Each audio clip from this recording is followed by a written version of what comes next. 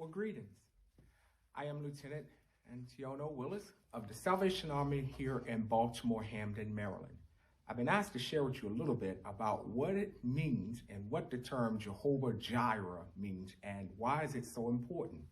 So I appreciate the opportunity to share what this, unique and powerful name of God means.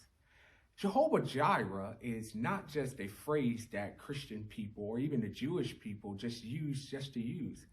It is a terminology, it is a powerful fact name that actually comes from one of the most famous stories in Scripture. Well, in Genesis chapter 22, we find the story of Abraham being tested by God.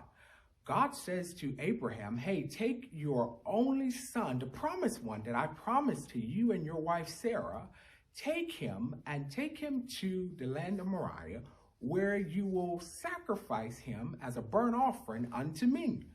And so Abraham, being the father of faith, follows what the command of the Lord is. So he takes his son and two servants and he goes to the land of Moriah.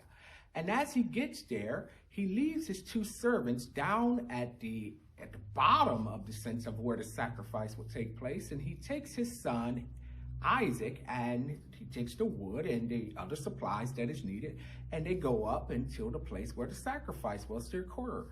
And when they get there, Isaac, being a young man, asked the question, well, Father, I see the wood, I see the other elements that we're going to use for this sacrifice, but where is the actual sacrifice? See, in those days, it was, they would use, in a sense, a ram or goat or something along that nature.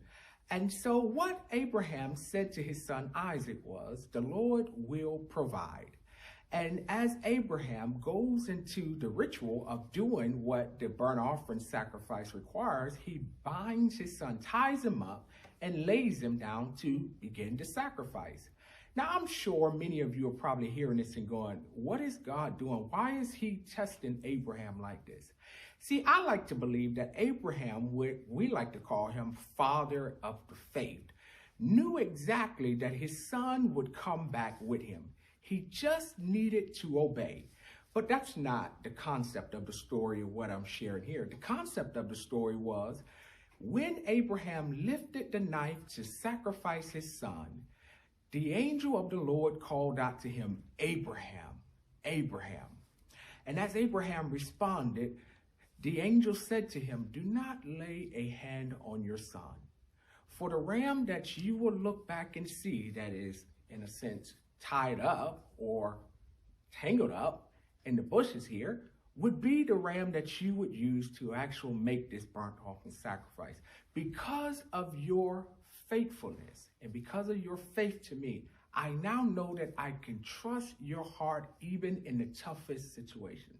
Well, Abraham, hearing that, named that place and he uttered these words, the Lord would provide.